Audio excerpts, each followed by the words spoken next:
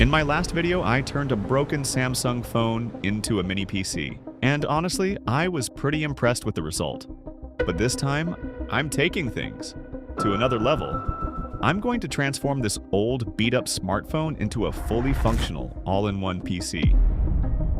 The best part is that almost the entire build is made from broken and discarded devices. So let's take a look at how I pulled it off.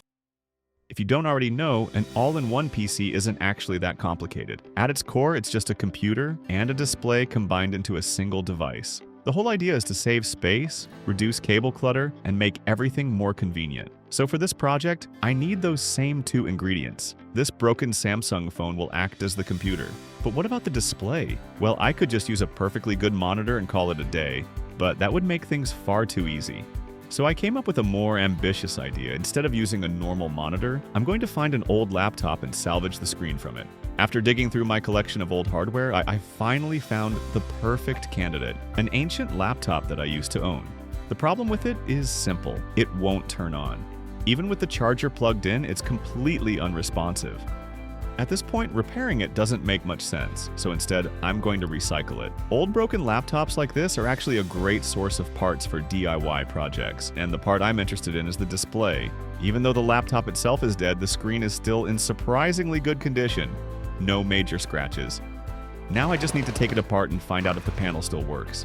This display is 14 inches in size. Not too small, not too large. For this project, it's pretty much the perfect size. Of course, if you don't have an old laptop lying around to salvage, you can still buy a replacement panel online. I've seen similar screens selling on AliExpress for around $40 to $50. But that brings up an important question. How do you connect a smartphone to a laptop screen? Unfortunately, you can't connect them directly. Laptop displays require a dedicated controller board to function. And thankfully, these controller boards are easy to find and surprisingly affordable. The important part is making sure you buy one that's compatible with your specific display panel. The easiest way to do that is by checking the model number printed on the back of the screen. Using that information, I found the correct controller board and bought it for just $10, and here it is. The board includes both VGA and HDMI inputs, along with the display cable needed to connect it to the laptop panel. It also comes with a small control board for adjusting things like brightness and display settings. Now for the moment of truth. Let's connect the controller board to the screen, hook it up to the phone, and see if this thing actually works. Oh my god, it worked immediately. That's a very good sign. As you can see, the screen is already displaying the Samsung DeX interface. So far, everything is working exactly as I hoped. But we're only getting started. There are still plenty of challenges ahead. And now we come to the hardest part of this entire project. Building a proper enclosure. This step is incredibly important. Not only are the cables vulnerable to damage if they're pulled or bumped, but the display panel itself is also quite fragile. Without some kind of frame or reinforcement, there's a good chance something will get damaged sooner or later. To solve that problem, I decided to use a sheet of 8mm foam board. I cut it to match the size of the display as closely as possible. If you've never worked with this material before, it's basically a lightweight foam-filled plastic board. It's rigid enough to provide support, but soft enough to cut and shape using simple tools, which makes it perfect for a DIY project like this.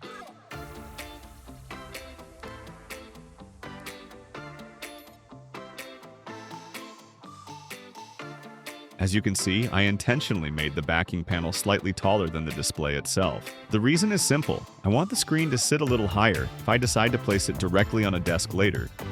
I also cut a small opening, roughly 3 centimeters wide, so the display cable can pass through to the back.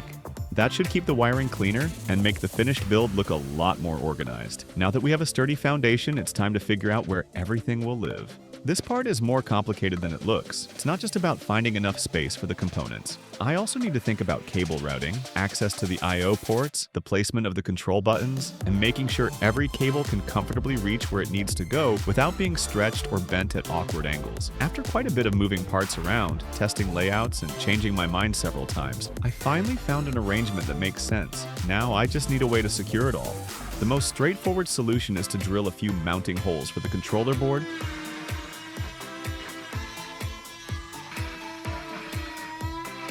the phone holder, and eventually the stand that will support the entire system.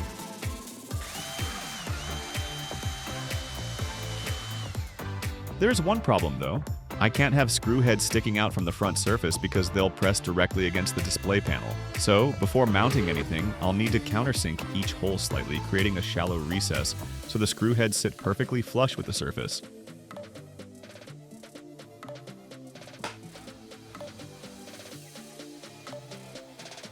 The next problem I needed to solve was the uneven front surface. So after taking some measurements, I cut an additional piece to fill the gap and create a flat surface around the screen. Once I was happy with the fit, I secured it in place with adhesive. Now, this is probably the first DIY project I've built from scratch that's actually starting to look like a real product. And because of that, I wanted it to look as cool as possible when it was finished. That meant the plain foam board had to go. At first I considered painting it, but after thinking about it for a while, I came up with a better idea. Vinyl wrap. More specifically, a carbon fiber style vinyl wrap. What I like about it is that it doesn't look the same from every angle. As light hits the surface, the texture shifts and changes, creating a much more premium look. It's the same kind of effect you often see on cars wrapped in carbon fiber vinyl. And honestly, I think it suits this project perfectly. Applying the wrap isn't particularly difficult, but it does require patience. If you rush it, you'll end up with bubbles, wrinkles, or crooked edges. So I took my time and worked slowly. A heat gun or even a hairdryer helps a lot here because warming the material makes it more flexible and helps the adhesive bond much more securely to the surface. The vinyl wrap ended up covering all of the mounting holes I made earlier. The easiest solution was to use a sharp tool and carefully pierce through the vinyl, where each hole was supposed to be. After that, I inserted 2mm screws from the opposite side and secured them with nuts. This created a set of mounting posts for the controller board. Now the board can sit neatly on top of these standoffs. Once everything was lined up, I tightened another set of nuts to lock the controller board firmly in place, and just like that, it's done. The board feels completely solid with no movement at all. Next up is the phone holder. For this part, I'm simply using bolts and to secure it to the panel. Nothing complicated. The next step is powering the phone. I briefly talked about this voltage regulator board in a previous video, but I don't think many people paid attention to it. So here's the simple explanation. Its job is to provide a stable output voltage. Even if the input voltage or current is higher than what the phone needs, the regulator reduces it to a safe and consistent level. That way, the phone always receives the correct power without risking damage. For this project, I don't need a separate power adapter for the phone. Instead, I'm going to draw power directly from the display controller board. That means both the screen and the phone can share the same power source. It's a much cleaner setup and saves me from having to use an extra power brick.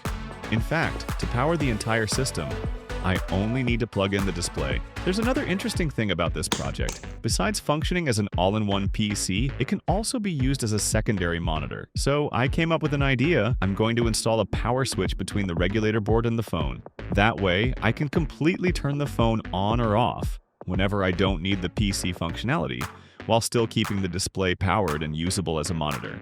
At this point, the project was almost finished. Functionally, everything worked, but there's one problem. The back of the system looked terrible. You could see all the wiring, the controller board, the phone mount, and pretty much every component exposed. It worked, but it definitely didn't look like a finished product. So my next idea was to create a rear cover that would hide all of the hardware and give the build a cleaner appearance. Thankfully, this part is fairly straightforward. All I need is another sheet of Formex board cut to the correct dimensions. I also plan to place the display control buttons directly on this rear cover. While I'm at it, I'll also mount the phone's power switch here as well. Once that's done, I'll wrap the panel in the same carbon fiber vinyl used on the rest of the build. Oh my god! Once everything was covered up, the whole project instantly looked cleaner and way more professional. Honestly, it turned out cooler than I expected. To secure the rear cover, I drilled 4 mounting holes and installed 4 threaded inserts. I also added a little adhesive to make sure they stay firmly in place over time.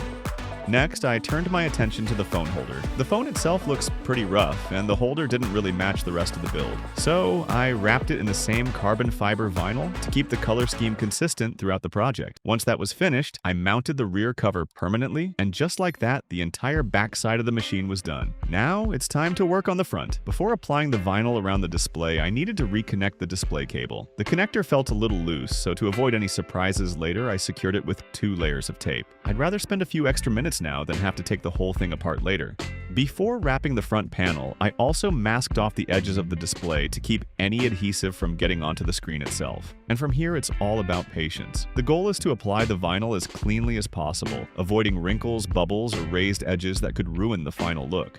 And with that, it's done. I have to admit, the end result exceeded my expectations. What started as a broken phone and a discarded laptop screen now looks like something you could actually buy. The carbon fiber finish ties everything together nicely, and the overall look feels far more polished than a typical DIY build. There was just one final challenge. The display had no way to support itself. Rather than overcomplicating things, I went with a simple triangular stand on the back. Surprisingly, it worked perfectly. It's stable, sturdy, and keeps the screen at a comfortable viewing angle. So after all the cutting, wiring, drilling, and problem solving, my homemade all-in-one computer is finally ready. What I like most is its flexibility. When I'm not using Samsung DeX, it can still serve as a secondary display for another device. And because the phone remains inside the build, I can even use its camera as a built-in webcam. As for gaming performance, I won't be repeating all the benchmarks in this video. If you're interested in that side of the project, feel free to check out the previous video where I tested it in much greater detail. For now, I'm just happy to see the idea become reality.